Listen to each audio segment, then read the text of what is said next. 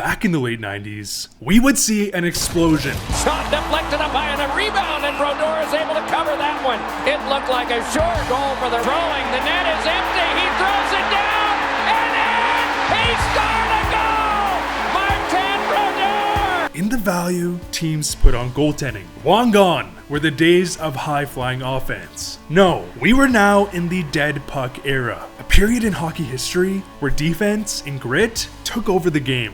The goaltending renaissance, as players like Dominik Hasek and Martin Brodeur were taking over games with their elite goaltending abilities.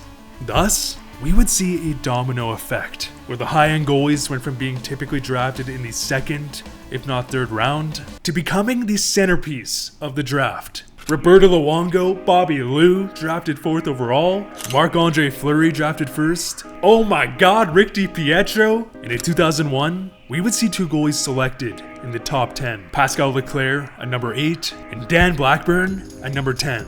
And not only did the Rangers draft Blackburn, but he would make the Rangers roster at age 18, something we never see in today's game.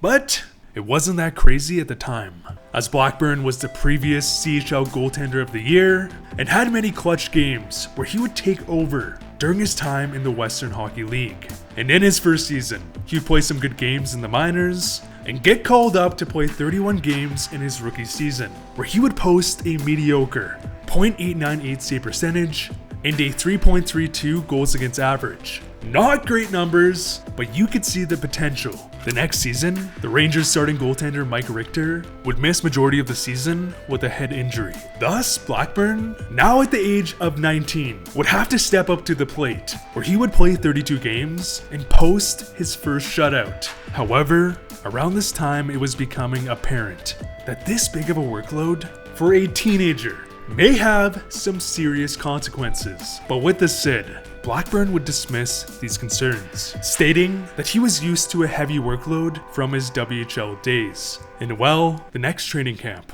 it would happen, because during a workout, he would sustain nerve damage in his left shoulder, so severe that he would permanently lose function in his left hand, meaning he was no longer able to use a glove. And this injury would cause him to miss the entirety of the 2003-2004 season. However, he would return, but now using 2 blockers, one of them being slightly modified to have a glove, which was absurd. Like, these pictures are crazy, as he was the first and only goalie to use this tactic in the NHL. But sadly, it would impact his game so exponentially, to the extent that Blackburn would never play another NHL game. During the lockout, he would attempt to play in the ECHL, but the results were obvious. It wasn't going to work. And so after taking on the impossible role as starting goaltender of the New York Rangers as a teenager, the nerve damage he sustained would cause Dan Blackburn to retire from the game of hockey. Okay, this next segment has to be one of the most petty things I have ever heard in the history of professional sports, because back in the 80s, rumblings of a potential superstar from the QMJHL were emerging, as Pierre Turgeon was lighting up the league as a rookie, as he would put up 114 points in 69 games as a rookie, top joining the International Canada team, where he would be one of the youngest players on the roster, going against the best talents from all over the world. The next season, Turgeon would light the Q on fire, putting up 69 goals, nice, 154 points in only 58 games, as well as cementing himself as the next first overall pick. However, during his draft year, Turgeon was an obvious pick to make the World Juniors roster. He was only 18, but he was a stud and had previous Team Canada experience. And in this tournament, shit went down.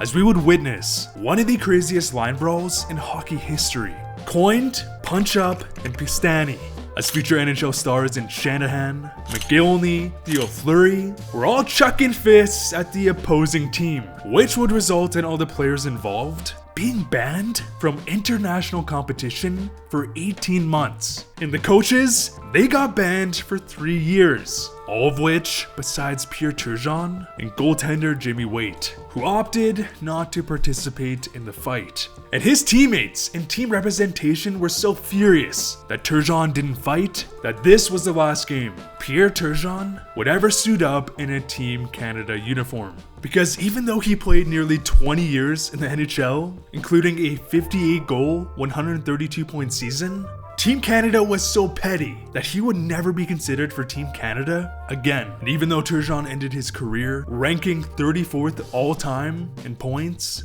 many people believe that because the Hockey Hall of Fame board includes many players who were involved in this line brawl, that they have basically blacklisted Pierre Turgeon from ever making the Hall of Fame. Because even with Turgeon's amazing career, where he would finish 34th all time in points, with a 1.03 point per game average, it was not a coincidence that he never played for Team Canada again. For many Hall of Fame inductees, if you don't have the accolades at the NHL level, international success plays a large role, which of course he doesn't have. In terms of the underdog story, the player who went undrafted not only in the NHL, but the OHL, look no further than Mason Marchment. As this dude has a fascinating story, because after playing junior A hockey in the OJHL, a step down from the OHL, it wasn't too surprising that Mason would go undrafted that following summer in the 2014 NHL draft. But there was a bright side, as he would join the Erie Otters and team up with Connor McDavid.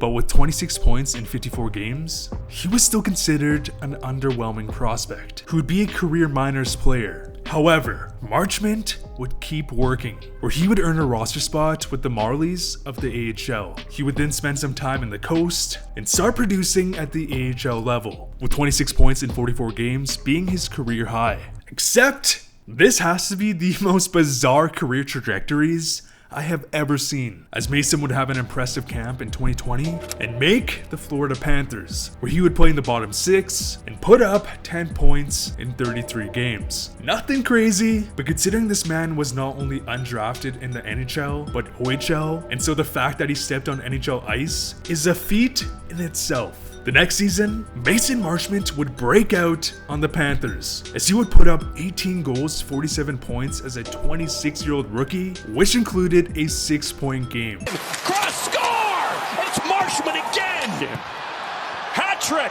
First of his NHL career. His 47 points last season is the most points he has ever recorded since he was 16. In any league, any level, the top hockey league in the world than he did playing U18, the AHL, the ECHL, aka the minors of the minors, you name it. And not only that, but Marchment would score 2 goals in his first game as a Dallas Star. And my god, Marchment's story is one that kids playing hockey can look up to, because it is clear this guy never stops the grind, he never gives up.